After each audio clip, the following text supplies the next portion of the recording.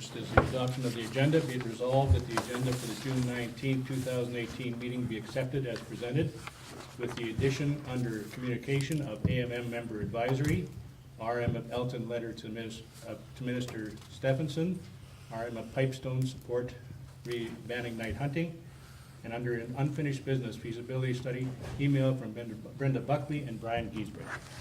Would somebody please move that? No, seconder, Councillor Bach. Questions? No, call for vote. All in favor? Okay, finance. Commission minutes. Oh, I'm sorry, Commission minutes. Be it resolved that the minutes of the May 15, 2018 regular meeting be hereby approved as circulated. Somebody please move that. Councillor Billett, seconder. Councillor Bach. Any errors, or omissions, concerns? Not call for vote. All in favor? Carried. Finance, be it resolved that the June 13, 2018 general accounts payables being check numbers 3016 to 3070 in the amount of $119,576.61 be hereby approved. Somebody please move that. Councillor McDonald, seconded by Councillor Bach. Questions? I'll call vote. All in favor? Be it resolved that the direct deposit 0043 being staff payroll for the period May 7th to May 18th in the amount of $12,512.05 be hereby approved. Sorry, please move that. Councillor Gullett, seconder. Councillor Parity. Questions? All in favor? Carried.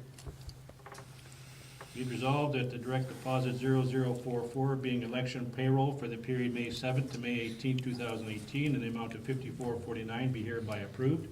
Somebody please move that. Councillor McDonald, seconder. Councillor Bach, questions? All in favor? Carried. Be it resolved that direct deposit 0045 being staff payroll for the period May 21st to June 1st, 2018 in the amount of $12,201.06 be hereby approved. Okay, please move that. Councillor Gullett, seconder. Councillor Bach. All in favor? Okay. Be it resolved that the direct deposit 0046 being staff payroll for the period June 4th to June 15th in the amount of $14,554.92 be hereby approved. Somebody please move that. Councillor McDonald, seconder. Councillor Clarity. Discussion? All in favor? Utility account, be it resolved that the June 13th, 2018 utility accounts payables being check numbers 357 to 367, the amount of $7,850.84 be hereby approved. Somebody please move that. Councillor McDonald, seconder. Councillor Bach, discussion? All in favor? Carried.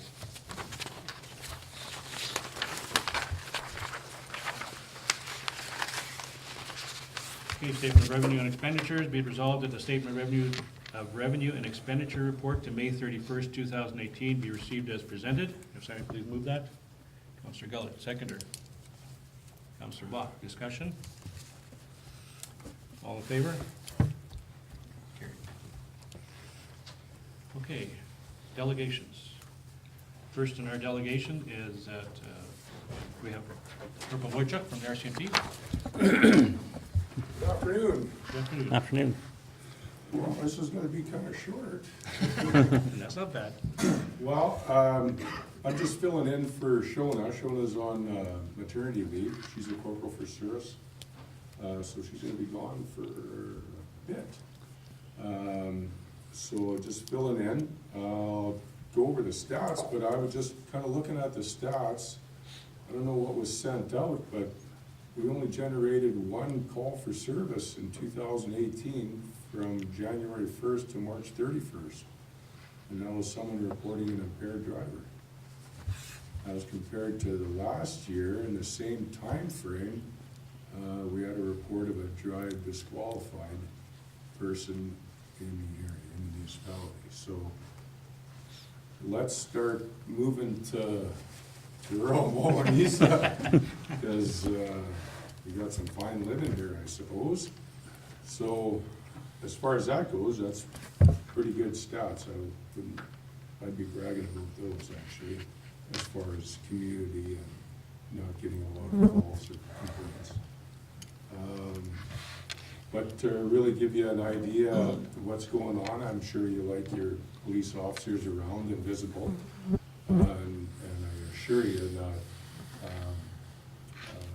members are out patrolling and always trying to investigate traffic, rural crimes such as breaking enters and thefts and so on and so forth. As far as human resources go, we are having some challenges in service right now because of maternity leave of the corporal there. And unfortunately, our organization doesn't have the ability to find relief for short time periods. So that basically stays open until that person comes back and can't be filled. But with that being said, that's what we've got to deal with. So Cirrus is supposed to be a corporal, 3 constables. So we're down a corporal and we're also down a constable because of parental leave. So we're down to 2 constables there.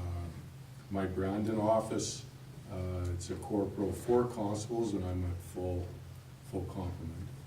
And as you're probably aware, or maybe unaware, is that we deal with Blue Hills as a kind of an overall model. There's people assigned to Cirrus, Carberry, and Brandon, but we respond to calls all over the different communities, Glenborough, Cirrus, Brandon Rural. And they could be coming from Carberry or Brandon or Cirrus, all depending on the day. So in Brandon, we have my 4 constables, myself. We also have a dog man that's very active with us, supplementing our general duty, assisting on calls and looking for missing people and stolen stuff and high-risk calls. So that's been a very good addition, and that doesn't get his time and efforts don't get billed to the local budget. So that's a real bonus. So when we get him out, we're happy. The other individual out of our Brandon office that I really want to try and encourage is Corporal Dave Thomas, still this community mobilization. Anyone that has issues with the law or has trouble at home with alcohol or substance abuse or some other issues, she sits on the community hub in Brandon, which services the whole Westman area. And if we find that we're getting complaints or calls for service to people that struggle in those areas, we make referrals to them. She sits on a round table in Brandon with probation, child and family services, mental health, everybody sitting around the table in one spot. So it's quite an efficient mechanism to get people resources that they need. So, and she's quite active. Anytime we come across people that are down on their luck, we try to make a referral and see if we can get them some additional support from any of the people sitting at the table. So that's our Brandon office. And our Carberry office, Corporal Jen McKinnon there, and we're supposed to have 3 members. We have there right now, we have Hunt, just drawing a blank here. I think we're at 2, we're 1 short there as well. So we're waiting for a cadet starting up probably the end of July. So sometimes in our organization it takes a little while to get the cogs rolling. So that's as far as resources go. So, and that's about it. I don't know. And thank you very much for signing off on the yearly priorities. And the priorities basically stay the same for all of rural Manitoba. It's traffic, we're always concerned about collisions, road safety, property crime, and also communication with our service partners. So that's about it from me. I don't know if anyone has any questions or comments or concerns. You can certainly fire them now, I'm wearing my vest. I think we hear more and more about, lately it's become like home invasions in the country and thefts, whether it be here or Saskatchewan or wherever. And that's always a growing concern for our rural ratepayers. Absolutely, And yes. Just wondering, is that, you see an increase, not decrease? I think the media, we're seeing more. I was just at a suspicious call this morning, just south of Kemnay. People walking around. It's out there. There's no doubt. I think economics are not great, and people are resorting to substance abuse. Substance abuse, people start resorting to thefts. So they are out there, and we always encourage that. And hopefully you can build a network up between your neighbors, because a couple times it's been very helpful in other areas where a neighbor has seen somebody, they text their neighbor, and it gives us a good idea to try and apprehend or come into contact with people out in the rural area, because as you know, it's geographically vast and we can't be everywhere at once. So it's helpful to get community kind of working together, especially neighbors, if there is something goofy going on in your neck of the woods, to contact your neighbors, and then when we can gather that information, then we're a little bit ahead of the game. But certainly that is a concern. That's a concern not only here, but all rural areas, because we're hearing of these vigilante kind of responses. What I can say on behalf of the RCMP is we don't let the police do their job. Sometimes, yeah, we understand there's a time gap from initial call to when officers respond, and that's true for all emergency services, depending on where they're situated. Ambulance, fire, police. But the thing I really try to encourage is, yes, you have an opportunity to protect your property, but at the same time, a lot of times those situations can turn into high emotions, and you're pissed off and you want to lay some law down on your own property. Unfortunately, if you do that, you could be subject to the law itself, and a long drawn-out process where it gets microscoped. And that's something that I don't encourage people to get involved in, because it's very stressful, it's very expensive, and you know, it's just not good. So if there are people in your area that you're suspicious of, attempt to get a vehicle description, attempt to get a plate number, because that's key to us. And we will come and we'll try and investigate it the best way we can. That's about all I can really recommend. The other story, of course, is cannabis coming in. Yes. That's, are you guys ready for it? We're not ready at all. Tell you That's a concern to us. We are in a sense. The provincial government has enacted, you know, some laws involving cannabis in vehicles, and trying to regulate it so that it's not a free-for-all. So we are somewhat up to speed on some of those things. It's going to be the impaired driving that's really the issue. Impaired driving across Canada is the most common offense in Canada. That's for liquor. Now adding into the mix cannabis, we just don't have a lot of technology and about detection of cannabis, and that's going to be the struggle. And we have a few drug recognition experts. Luckily, we do in the area, a couple, so, and that's a special course that you have to take in the States in order to get that designation for court purposes. So it's good to have that, but at the same time, it's challenging because this happens at 3 o'clock in the morning on a weekend, and we try to ensure that we're doing the proper investigation, but it is going to be challenging. I think the latest kind of spit test that they're trying to employ is holding something in your mouth for 5 minutes. Wow.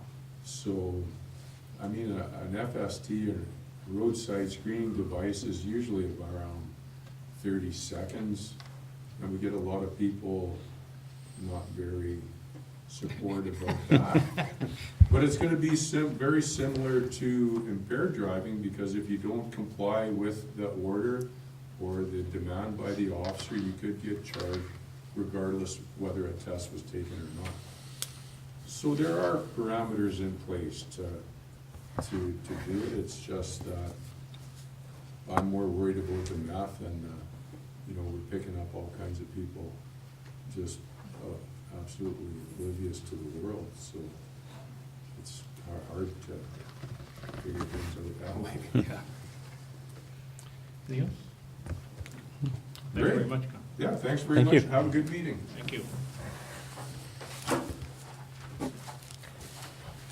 Okay, be resolved that the presentation by Corporal Boychuk of the RCMP with respect to updated statistics be received. Have somebody please move that. Councilor Gullett, second by Councilor Parity. All in favor? Next, we have Leighton Schroeder from Enbridge. Line 3. Yes, good afternoon. Good afternoon. How is everybody? Very Good. good. And yourself? Good, thanks. Keep this quick, keep this short. As you're all aware of, the Line 3 project Enbridge is going to be building here this summer. Just wanted to sit in front of you, let you know that plans are to proceed. Construction is slated to start as of August 1st. That'll be when you see the big equipment starting to move down the line. We will be starting for spread 7, which this area falls in. Starting at south of Verdun there, and then ending, spread 7 ends just actually at the highway crossing, just south of town here. So you may see some equipment in the area August 1st for the start of spread 8 as well, but just want to let you know that the plan is to proceed going forward. I have also met with your road foreman Darcy there and kind of toured the roads with him to see which ones would be suitable for heavy haul roads. Probably meet up with them again in terms of dust control, reviewing where we need to apply dust control in front of yard sites. Typically, we do about 200 meters in front of a yard site, just because there will be increased traffic throughout the course of the project. At its peak, there's probably about 700 to 800 people on each spread, so quite an increase in population. Both the spread 7 and spread 8 construction yards are actually going to be based in Brandon. So we'll be meeting there every morning and then proceeding from there each and every day. So just wanted to take this opportunity to sit down in front of you, see if there was any outstanding issues or concerns or any questions in regards to the project. So I will. What's your finish time? You don't get. Well, their plan is to hopefully be done, I guess, by the end of the year, so the end of December. However, Mother Nature will be a big factor in that, in terms of getting topsoil put back. I would imagine that there might be some areas where we don't get topsoil back, and we'll have to come back next spring and complete reclamation. But for the most part, the plan is to get the pipe installed by December. So. Your worship, I just, a question for you. Just wondering, is there, because you say you're talking August, but I'm just wondering, open cuts in roads, like we're in an agricultural community for the rural, where you guys are gonna be harvesting and stuff, so will that be an issue, or if we could? Yeah, I will, we were to submit crossing applications, and on there it'll state which roads are to be bored and which roads are to be open cut. Typically, the low grade, where they're, basically undeveloped roads are typically the ones that we do open cut, everything else is bored. Okay. But we do work closely with the RM and the landowners as well, and giving them some notice, and just making sure that that communication is open. If there is an issue, they can give myself a call. I'll be the lead contact for spread 7, and I guess try to accommodate any way we can to make sure that we're not an inconvenience to any of the local farmers, so. Good, thanks. Great, thank you very much. Yes, thank you. Thank you. Okay, be it resolved that the presentation by Leighton Schroeder of Enbridge Pipelines with respect to Line 3 project update be received. Somebody please move that. Councillor McDonald, seconder. Councillor Bach. All in favor? Carried. Michael Sitko, Survey Rural Water Co-op. Good afternoon. Afternoon.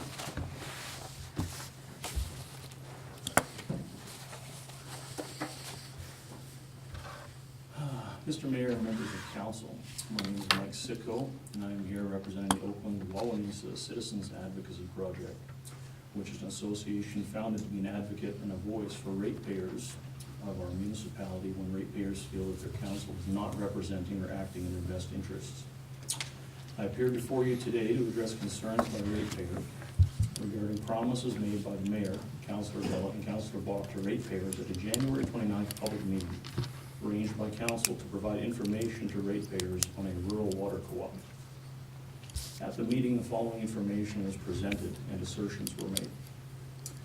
That the government is making money available to municipalities to assist in the development of a rural water co-op within the province, and that there may be a chance that the costs associated with this opportunity may be less costly for municipalities now than in previous years. That there are 15 rural ratepayers who have contacted the municipal office to indicate that they would like information about a rural water co-op. That this water co-op would not be utilized as a source of water for Wawanesa, and it never will be utilized as a water source for Wawanesa. That the water co-op could be run and managed as a co-op by Manitoba Water Stewardship, and that we would not have to provide the expertise and infrastructure to do so. That to proceed to the next step, we would need to secure a report in the form of a feasibility study conducted by Manitoba Water Services at a cost of $25,000 to the municipality. And it would only be paid for by those who were interested in receiving the services. That you would not proceed with requesting the feasibility study unless 51% of the rural ratepayers responding by a mail-out ballot indicated that they were in favor of moving forward with the study. So those are the points that came out of the meeting that night. After that time, we at ALCAP took the time to review that information and to verify the information. And the following is our observations.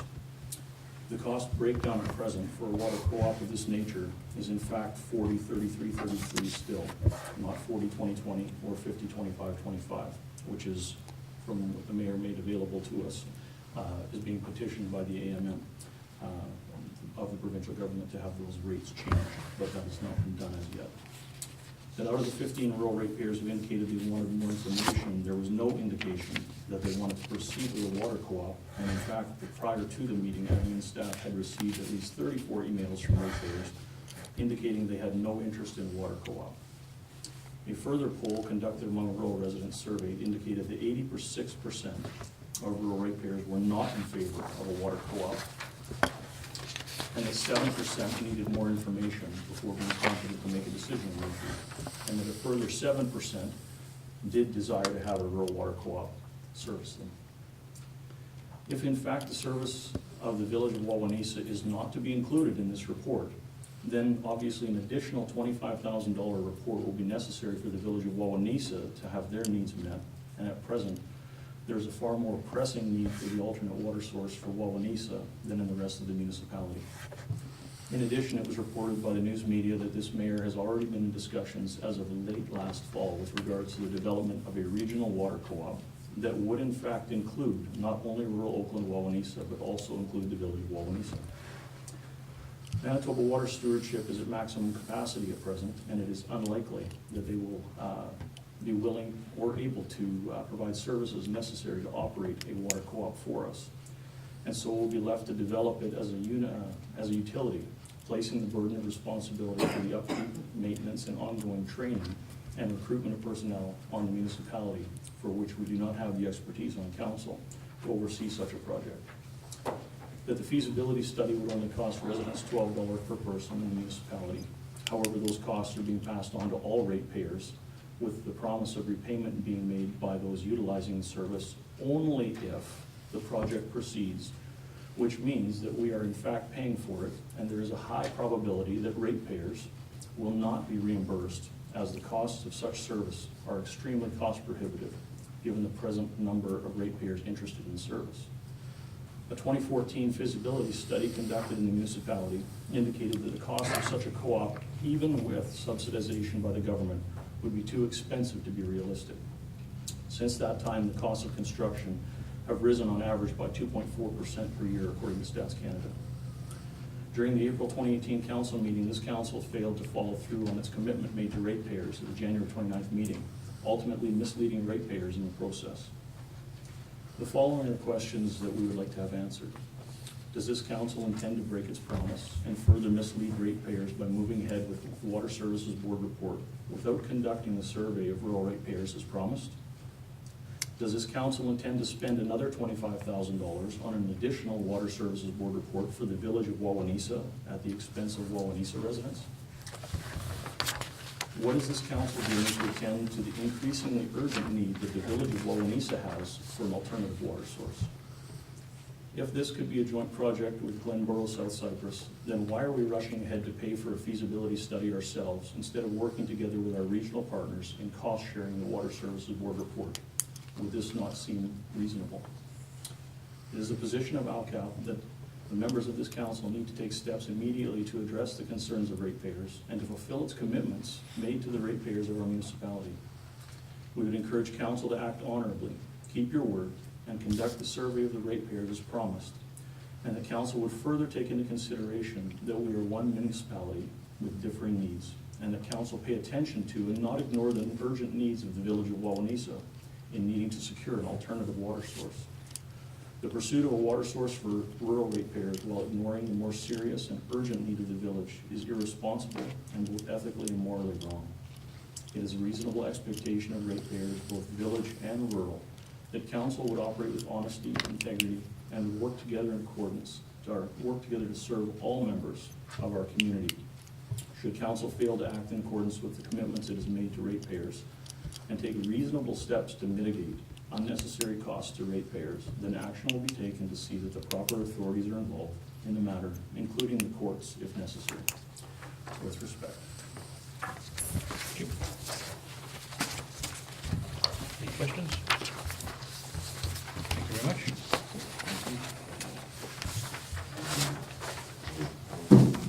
Be it resolved that a presentation by Michael Sitko on behalf of the Oakland-Wawanesa Citizen Advocacy Project with respect to a survey regarding a rural water co-op be received. Can we please move that?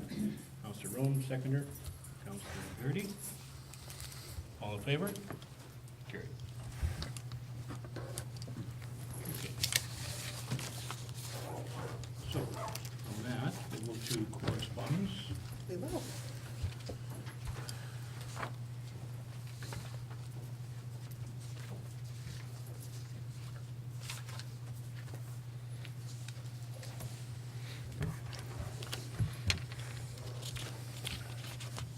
Okay, under communications, there was information from the Assiniboine River Basin Initiative Tour, which is taking place in Minot, North Dakota. There was information from the Association of Manitoba Municipalities from May the 22nd regarding cannabis. There was a news release from AMM on a wildfire update. There was information on the Western District meeting from AMM. And then added at the start of the agenda was the AMM member advisory on the expression of interest for priority infrastructure projects. We have a letter of thanks from Brenda Patterson with respect to addressing speeding concerns on Highway 340. The Canadian Beverage Container Recycling Association provided information on free recycling bins. Canadian Institute of Planners provided information on the national conference in Winnipeg in July. Can Talk provided information on their translation or interpretation services. The City of Brandon provided 2 zoning amendment bylaws for zoning amendments taking place in Brandon. CP Rail gave a press release on a tentative agreement with their union employees. They also provided information on the purchase of new hopper cars. The Disabilities Issue Office provided information on a symposium in Winnipeg on June the 12th. And they provided information on a workshop in Brandon on June the 18th. The Federation of Canadian Municipalities sent numerous communiques. One May the 14th, May the 16th, May the 21st, 22nd, 28th, 29th, June 2nd, 3rd, 4th, 11th, and 12th. And those are all available on the website if anybody wants to take a look and see what all they pertain to.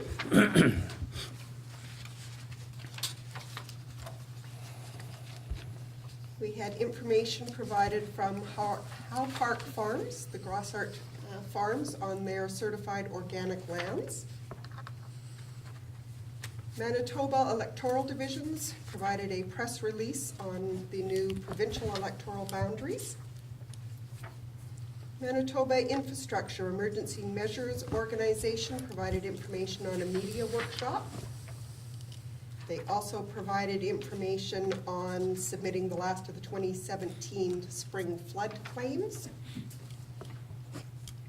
Manitoba Infrastructure Engineering and Operations provided information on access that they had granted over part of the southeast quarter of 35-819 West.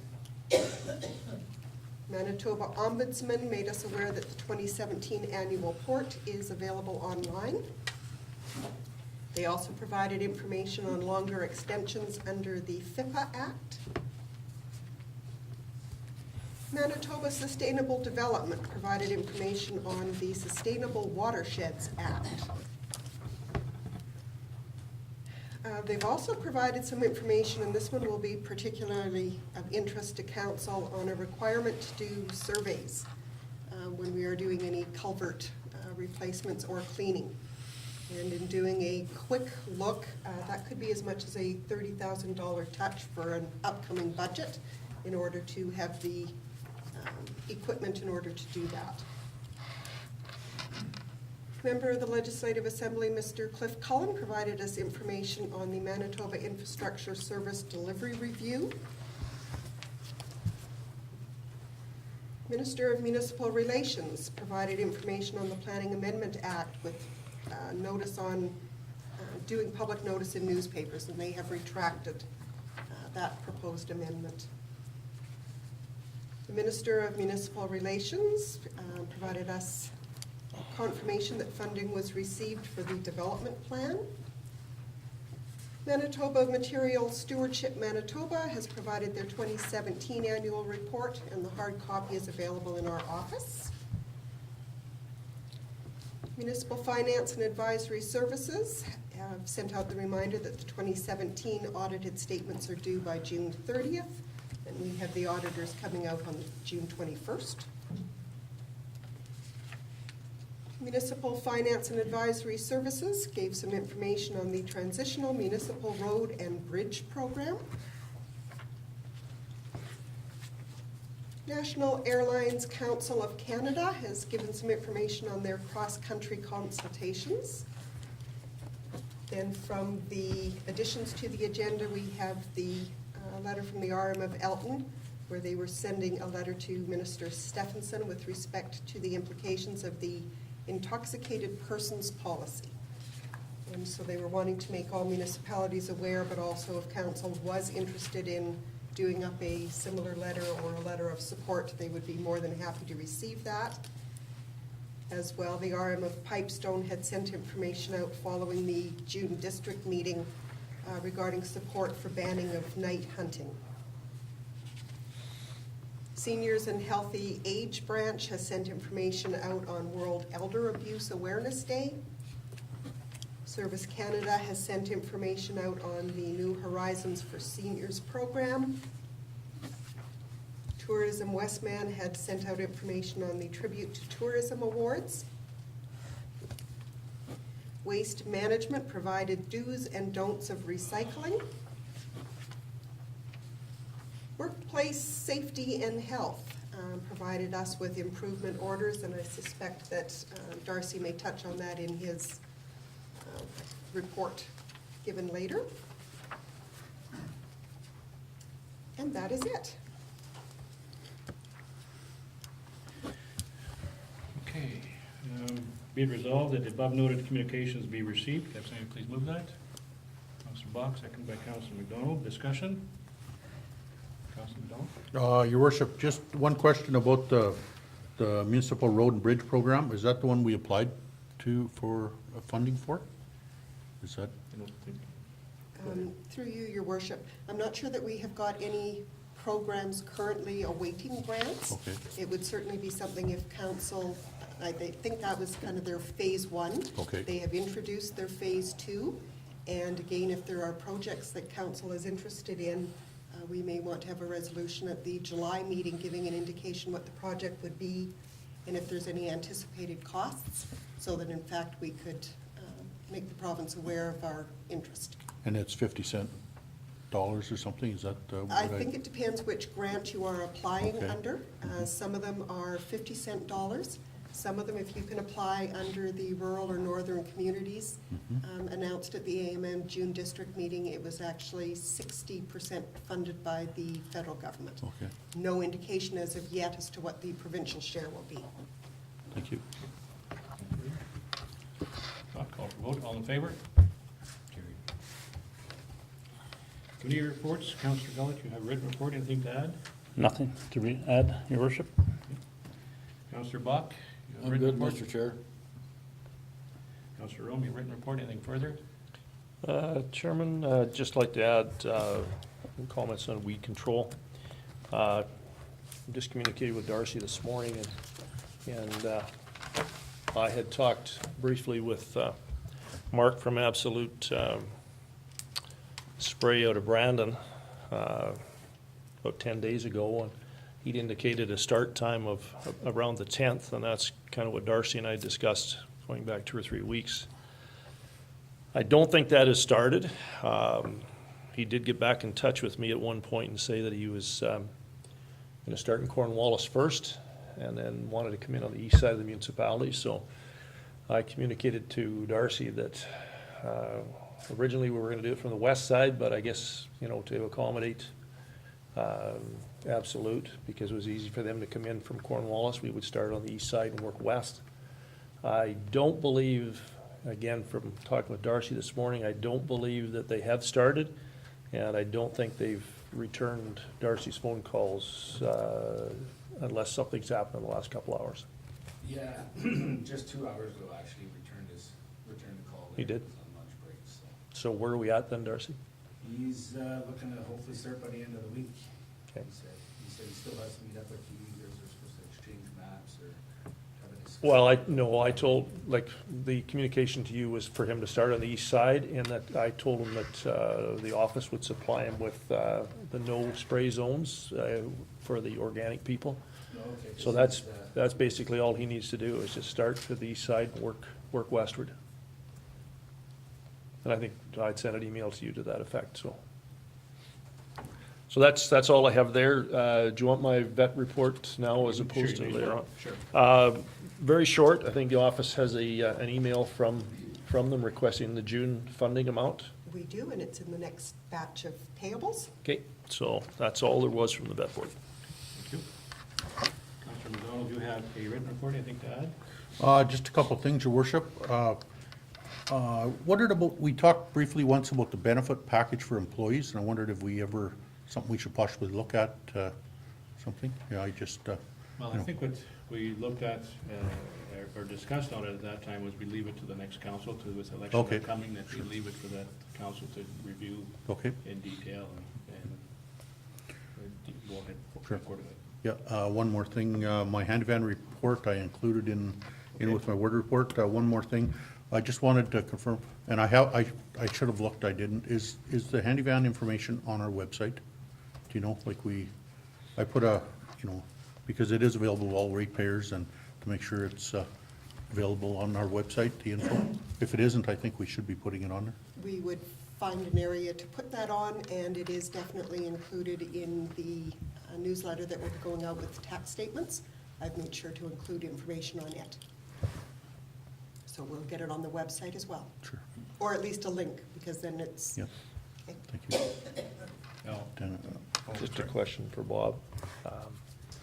With regard to the handy van, and if you're putting on the website and recognizing that it's based out of the eastern side of the municipality, is there opportunity for pickups as they go to Brandon or as they're going that way? And if there is, if that could be put on the website so people, Sure, it sure is. Their You know. van goes to Brandon, and they've actually got two running now. So if there's people in Nesbit or wherever, they would definitely pick them up. I think people were under the impression that they had to come to Wawanesa to get on it. No, it's So if you it's could make available to that, anybody, yeah. yeah, if you could maybe detail that on the website? Yep, and the nice part about it is too, is we have the small van, so if somebody in the rural western part of our municipality needs to go to an appointment somewhere, rather than run the big van, they would probably run the small van and take them, and the fee schedule is set up from the distances, so you know before you get in where it is, and it's available to anybody. They could go to Winnipeg, Morden, wherever they need to go. So it's available to go, and it's the schedule, so there's no surprises. Okay. Okay, Councilor Garrity, you have a report? Just the one concern that was brought forward to me by ratepayers, but I've discussed it with Joni previous to it, just the concerns of pole locations and availability to some rural residents to access poles. It's been dealt with, so. My report is filed. Jody, your CAO report, anything to add? Nothing to add, just reiterating the fact that there will be a candidates information night this Thursday night, 7 o'clock in Nesbit, for any interested individuals to attend. Financial Officer Elaine, you have anything to add? Nothing to add. Thank you. Public Works, Darcy? Yeah, I'll just touch on this. We had an inspection earlier this week, or actually on June 12th, from Workplace Health and Safety. So they come in and surprise inspection, and we had, I guess, 9 items that needed to be addressed. Minor infractions in a sense. Some, to date, as of this morning, they're all covered except for one, which will require me to do a little extra paperwork, but they're all very minor in nature, so if you want, I can forward that on to you, council, later on. Yeah, that's probably a good idea to, I think we got that, didn't we? we've got the report in here, but it's with the update to make sure that it's been done on time. There is a time period specified. So there is. Be it resolved that the verbal and written committee reports be used. Drew Wilton may Oh, I'm want sorry, to Drew. speak. Just about forgot about you. The only other thing I have to add, we did a test hole down in the park there for alternative water source. And Paddock Drilling came out and did a test hole. And from his indications is that if we were to drill a well down there, that we were looking at about 50 gallons a minute to supplement our water source we have now. It's far enough away from the other wells that it's not going to be pulling water away from them, and it would relieve some of the pressure that the other wells are getting with the lower levels in our river. And this is part of water services, I believe, is it not? Your worship, this was done as a kind of a first step in the event that we had to do something emergent. And so what we had done was Paddock Drilling was able to come out and do the test well with the understanding that if we actually needed to drill the well, there would be a cost incurred. That would be funded through the utility. Separate from that, as council recalls, you passed a motion for us to undertake a feasibility study for an alternative water source in Wawanesa. That would still be separate. The idea being is that you would want to be drawing from a source that isn't the river, given that the river is kind of the concern not only with the quantity but also with the quality. And so that is already on the books, and that is already something that Water Services Board would be taking a look at. But given the urgent nature that we were at before the rains came, Water Services was also prepared to do some very initial work with us to ensure that we had water for Wawanesa. So Yeah. that's an ongoing. Okay, so now our application for Wawanesa is in to Water Services, right? Yes, that So went that's in. proceeding as what, a separate water service for, or alternate water source for Wawanesa. Right, but they did suspect that that would take longer Yeah. than something if we needed it immediately. Right. So they made us aware of what these other alternatives would be as well. Okay. Anything further? No. Okay. Go ahead. Yeah, Worship, I have a question for Drew. What's your feeling on that well? Is that something we should be going ahead with, like getting some costs on it and see if there's room in the utilities to pay for it? Well, with his drilling down there, like we have a wider media of where the water is coming in through some awful nice, small, very small stone. And he, from his drilling experience, he figures this would be a very good well. The only problem being is, you know, we burn it up, you know, to alleviate floods, or, you know, we're. Okay, So we maybe should be looking at doing this, hooking this into our system as a possibility and get some costs associated with that. Can we do that?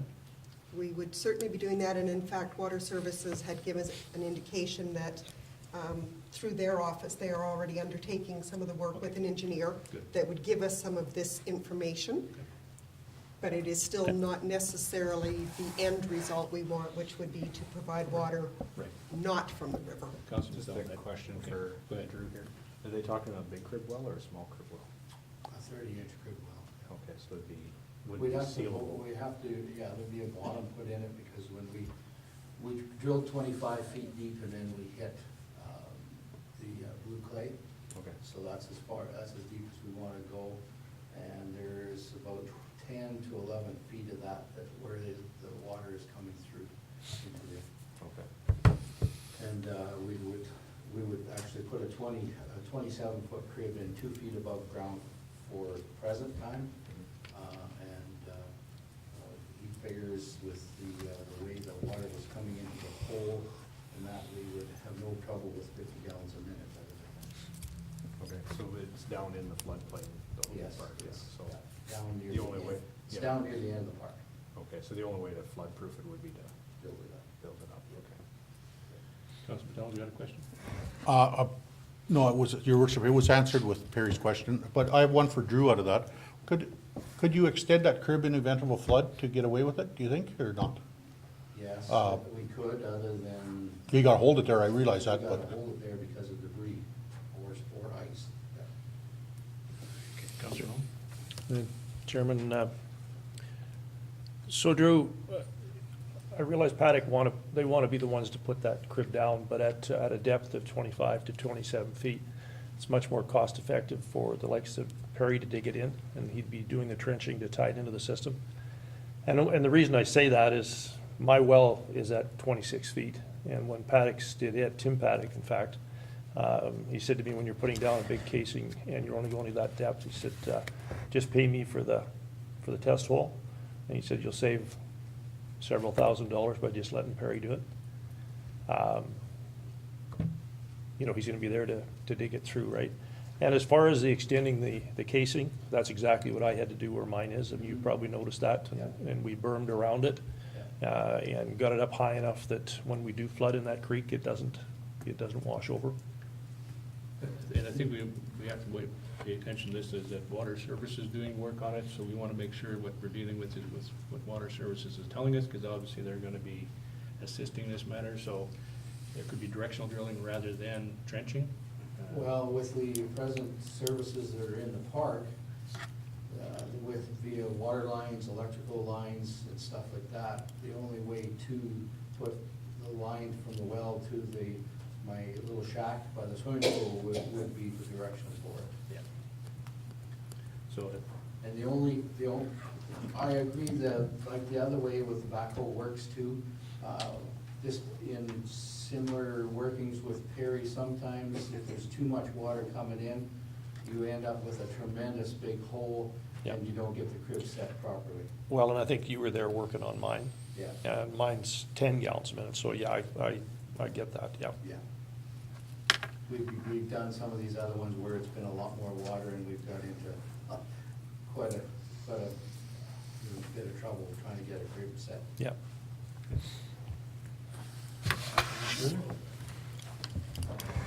okay, there's one other report, that was the fire chief's, and I wanted to make note of that. Our fire department attended the Brandon fire. The big fire in Brandon is very severe. I'm very proud of our guys at the reports I get back and what we were able to accomplish with our fire department. Very qualified, very able to handle what they were given. And they came back without any injuries, which is the main thing. But again, that's the kind of situation we're calling with ours mutual aid, and we have to respond. And it just so happened, I just talked to the fire chief a couple of days ago, and they were called to Brandon once again, because Brandon Fire Department was responding to a fire, and they were called because of a fire in Brandon. So it's one of those things that happen, but I'm very proud of them, and I hope everybody is, when you see them, compliment on what they've done, what they've accomplished. Okay, be it resolved that the verbal and written committee reports be received. Have somebody please move that. Councilor Parity, second by Councilor Gullett. All in favor? Carried.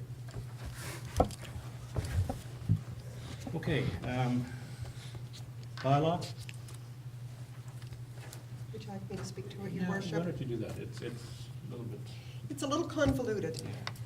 What has happened is, if council will recall, at the last meeting, there had been a bylaw that had been on the books for more than 2 years, and that in effect makes it invalid. So we had rescinded it and given first reading to the new bylaw.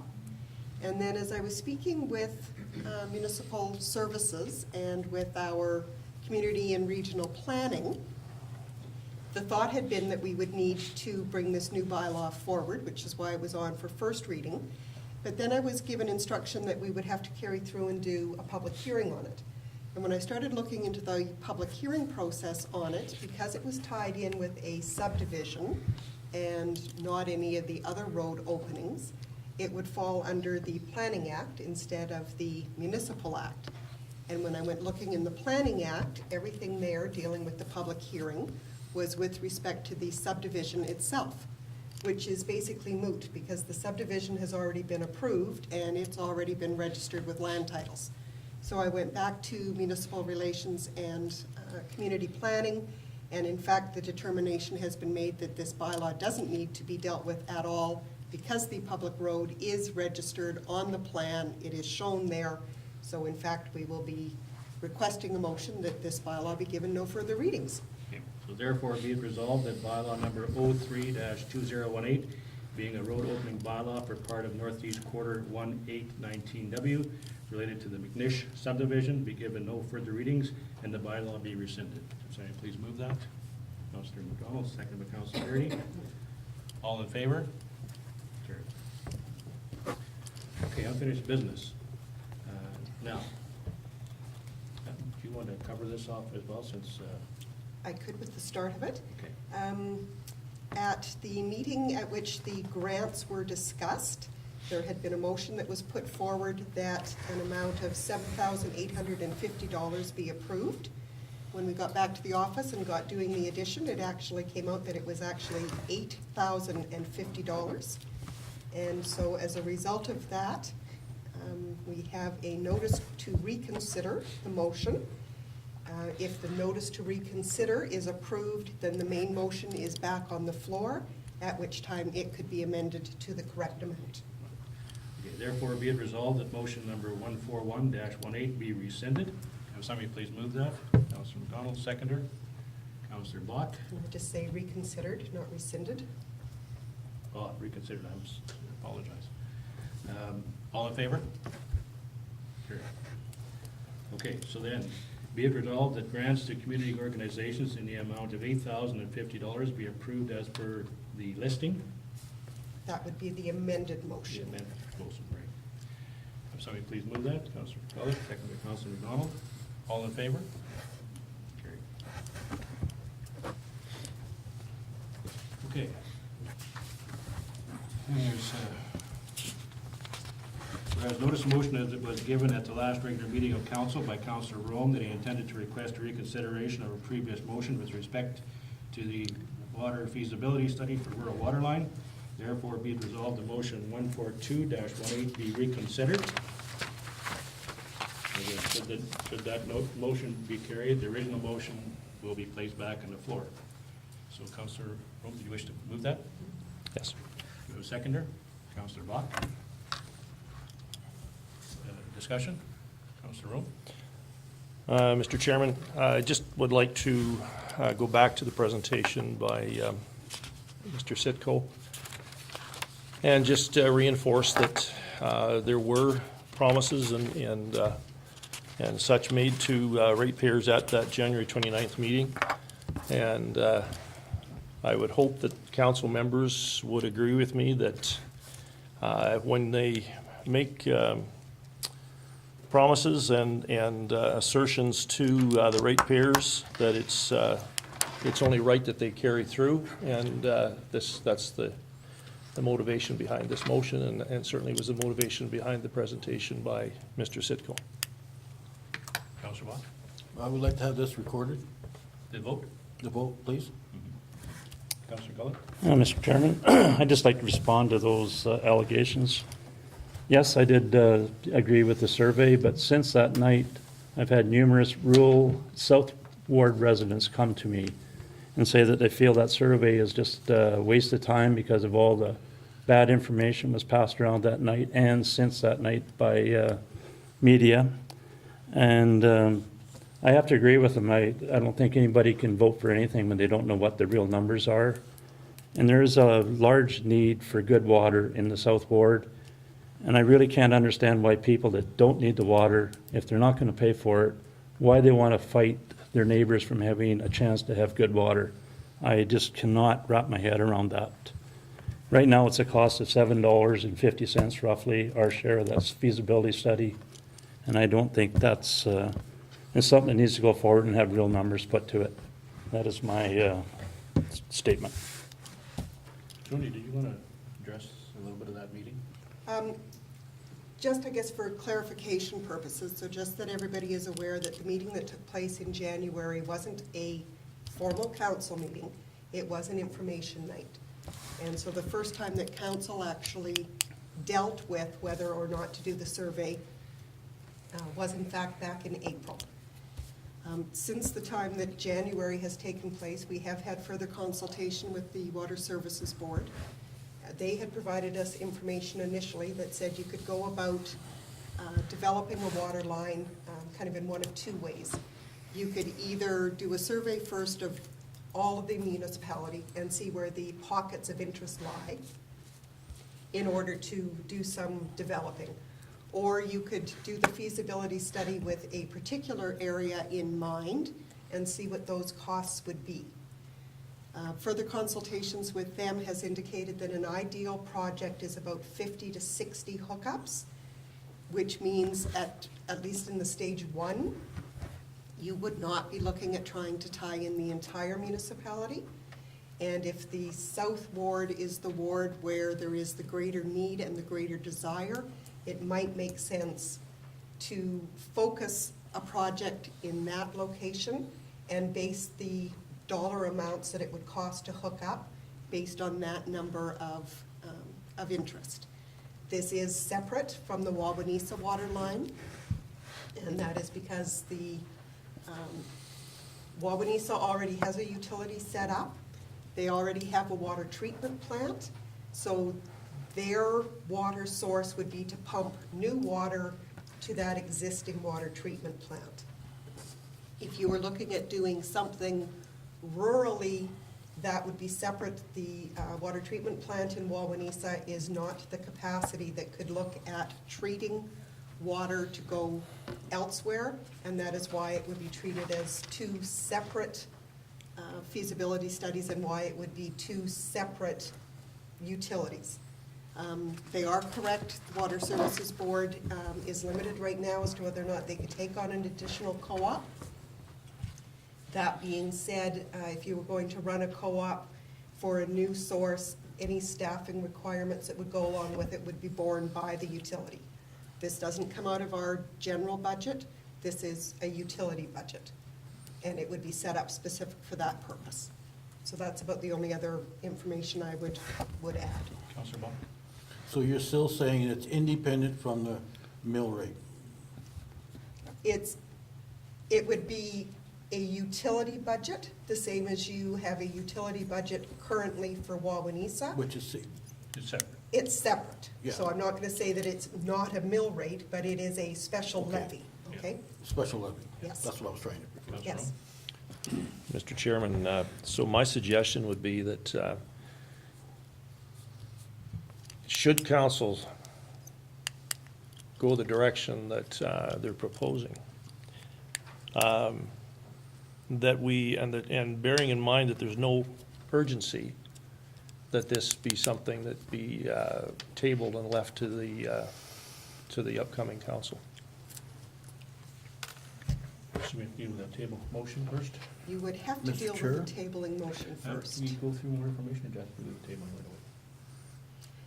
I would suggest if there was going to be further discussion, you would want to do it before the tabling motion was on the floor, but the tabling motion will take priority. Right. Councillor Bob? Mr. Chair, as Councilor Rome said, there's no urgency. I have a few ratepayers who feel it is an urgency, and they feel that we've been dragging a little bit, but that's just a few of our So ratepayers. question to Councillor Block. So You you, do through the chair, though. through the chair.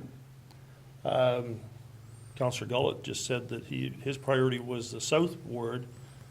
Are you talking south ward or north ward? Mr. Chair, we are a municipality of one, not of wards. No, but I'm just asking you Yeah, where, it where is. your priority is. Like where you're saying that your ratepayers are saying their priority is. Ratepayers are saying it's in the municipality of Oakland. But I'm north or gonna be south? honest with you, we're one municipality. Okay.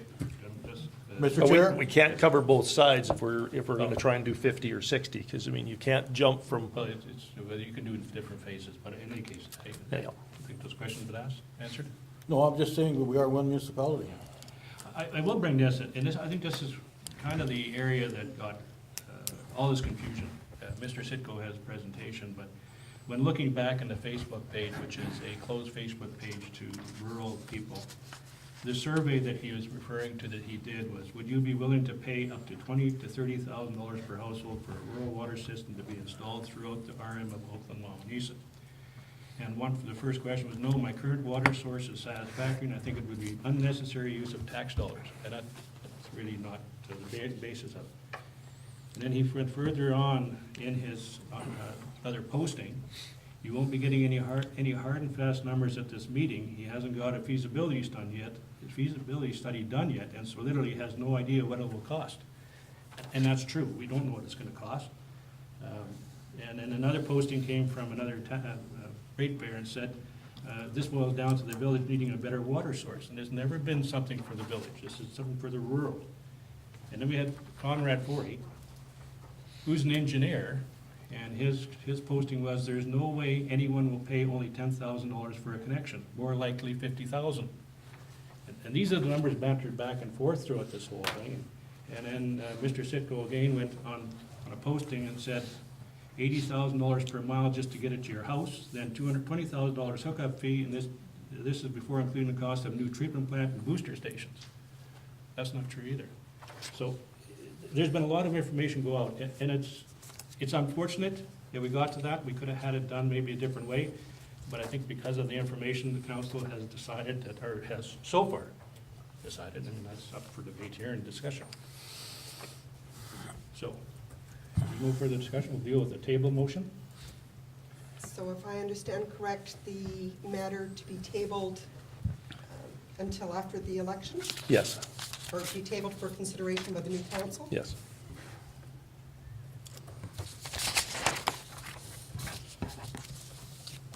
So following the October 24th election, As Counselor Block requested for the previous one, a recorded vote, please. okay? Well, I need a seconder. Yeah, so let's get to that.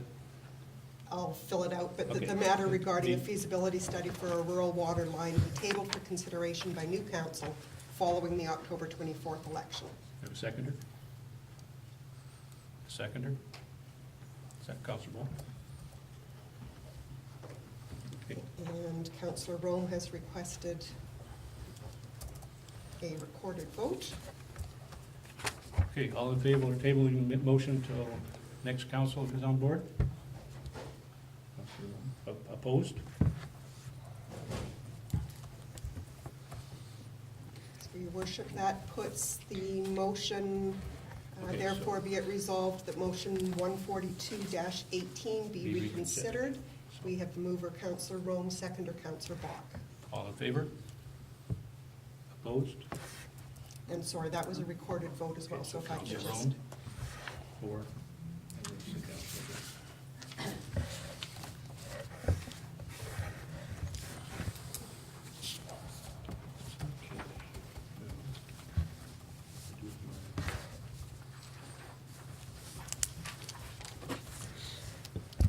I think I lost my agenda. Let me, do you want my agenda? I'm going to the screen too.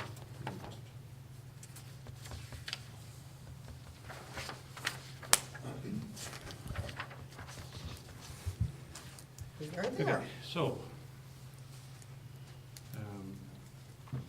request for compensation for water main break, be it resolved that the correspondence from James Dubé Sprague's Adjusters Limited be received. And, Your Worship, originally, there was a request come forward that the council would consider paying the deductible. It was referred to our insurance company. They have determined that there is no liability issue, which is why the motion is simply to receive the correspondence from the adjuster. If council wanted to do something separate, the individuals have been advised by James Dubé Sprague's. yes, they have. I think it's, maybe another comment there is that the house is now sold as well. So, in any case, be it resolved that the correspondence from James Dubé Sprague's Adjuster be received. Can I have somebody please move that? Councillor Pellet, seconder. Councillor Bach. All in favor?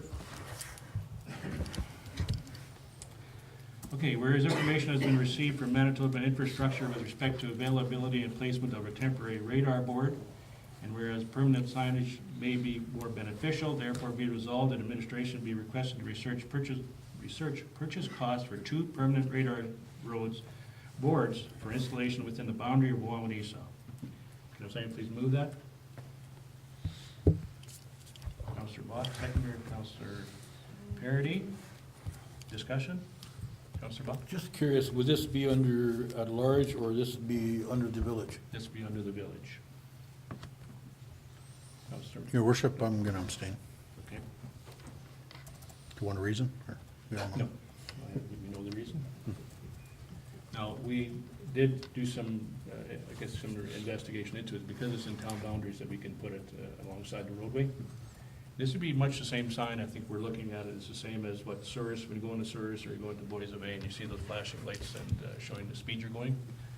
Something just so people are more attuned to what they're driving, and be both roads, one coming in each way, 340. Your Worship, if I could add, we did have discussions with infrastructure and transportation. They do have temporary signage that they could provide to us. It wouldn't be available until this fall, and there wasn't an assurity as to how long it could remain in place. So should council want something a little more permanent, we may have to look at some of our sources for permanent signage. Councillor Rome. Chairman, to our CEO, Was there any record, Joni, as to the research that was done on this approximately 2 years ago? At the time, council agreed that it was cost prohibitive to purchase the signs. Is there a record of that as far as cost? Through you, your worship, Councillor Rowe, no, I wasn't able to find anything specific to that. I'm aware that it had been discussed previously. So I guess what we would do is take a look through the information that was currently provided at some of the displays. I believe there were some cases, Darcy, right? Because it was this council that, It was. that dealt with it, probably with the exclusion of the mayor. It's never been on record since I've been in. Okay, nothing further? Councillor? I'll just, your worship, I'll just add to that, the reader boards that you could get from the provinces, the ones you see going into construction zone or coming out of Brandon if the road is closed, so if there's any projects going on, you could, them boards would be, they're solar and battery operated, but they would be taken away, they're just a temporary thing, so really in the wintertime when it's slow is not really when we want them, but I'll just throw that in there, just a big board, and you need somewhere to put them on an approach or something off the road, you can't leave them on the shoulder. Right, all in favor? Opposed?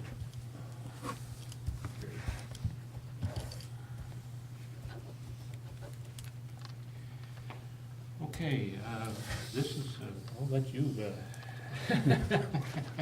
I'm just on the hot seat you are, today. so.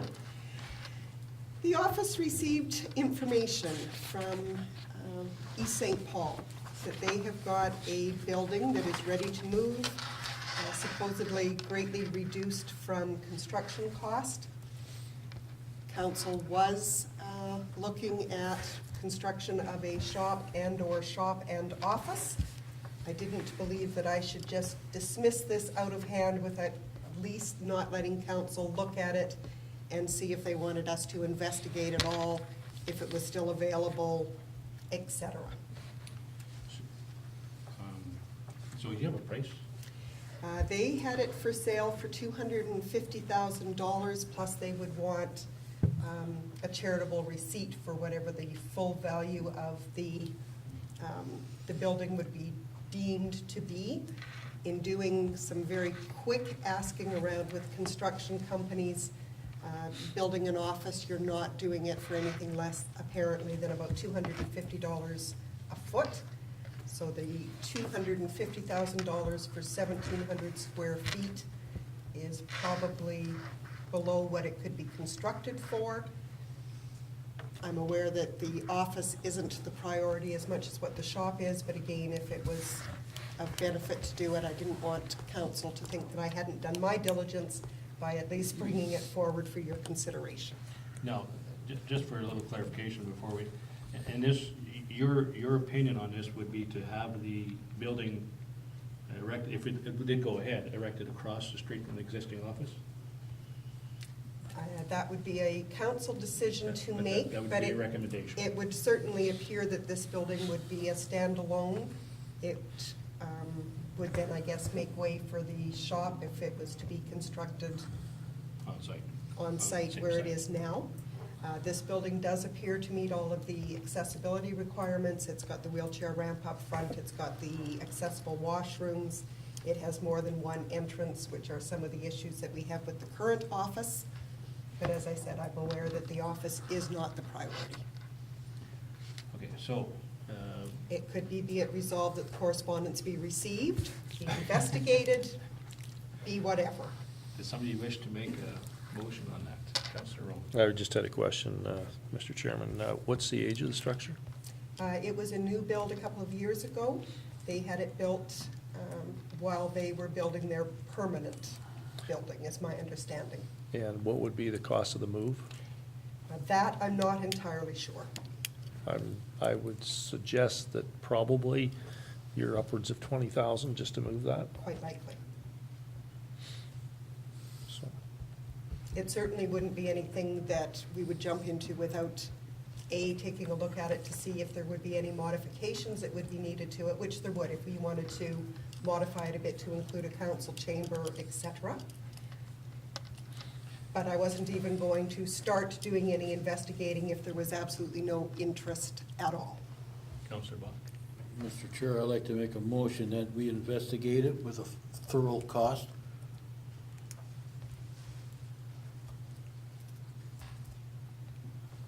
Okay.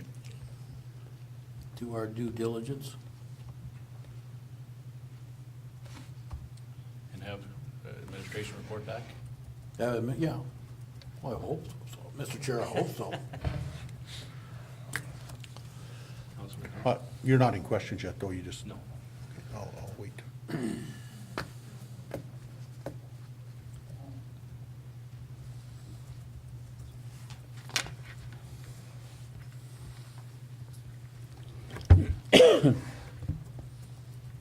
Okay, Counselor Bach, what I have is be it resolved that the administration investigate availability, suitability, and cost of the ready-to-move medical center with subsequent report to council. That's so wish. Actually, I would like to see the actual cost it would be for us to have it standing there to walk into, like concrete and stuff. Because I'm hearing we're gonna need that concrete. Complete cost? Just to give us a picture of what we are gonna be looking for. So we are saying, so that includes transport and setup. Okay, You good with that? Thank you, Can I have Chair. a seconder? Counselor McDonald? Questions? Counselor McDonald? Possibly with what we have going on in the office, you know, the troubles we've had this year with, rodent infestation and stuff, I think it's something we should definitely look at, and possibly maybe somebody should, and part of looking is have a look at it and see if it would do the job before we go much farther. Okay. and your worship, I'm not even sure if it is still available. Could have been sold already. Maybe you could just maybe address this as, what is our funds available in our building reserve Your worship, I approximately? believe we have about $300,000 in building replacement reserve, but of course there is some of that that is probably tied towards looking at a shop. Yes. Yeah. But I think everybody should be aware of that, that's all. Okay, all in favor of the resolution? Opposed? 2. So carried. It just gives us information more than anything else. Okay, be it resolved that the chief administrative officer be authorized to attend the Drug and Alcohol Policy Development Workshop in Brandon on June 26, 2018, whereby related registration and out-of-pocket expenses shall be reimbursed in accordance with bylaw 0315. Would somebody please move that? Councilor Gullit, seconder. Councilor Bach, discussion? All in favor? Whereas application is being made by a community group for funding for senior housing in the village of Wawanesa, Okay, and whereas the application process includes letters of support, and therefore be it resolved that a letter of support be provided on behalf of the council of Oakland-Wawanesa. Have somebody please move that? Mr. Bach, seconder. Mr. Gullit, questions? All in favor?